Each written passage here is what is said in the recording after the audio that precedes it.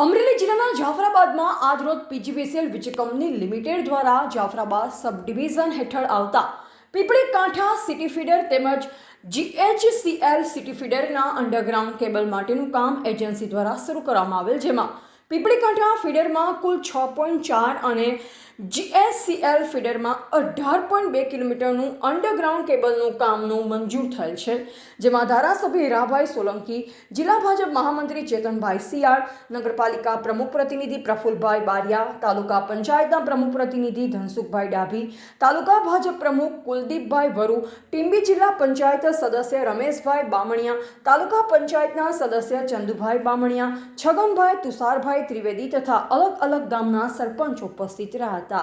Reporter Kalusa Kanojiya, Jafrabad, Amreli. દ્વારા આપણા ઉર્જા મંત્રી કૌશિકભાઈ વેકરિયા, આ વિસ્તારના ધારાસભ્ય હીરાભાઈ સોલંકી દ્વારા આ વિસ્તારમાં જીએચસીએલ ફીડર અને પીપળી કાંઠા ફીડર વારંવાર હવાના કારણે દરિયાકાંઠાના વિસ્તારમાં લાઇટની ખૂબ એવી મુશ્કેલીઓ થતી હતી.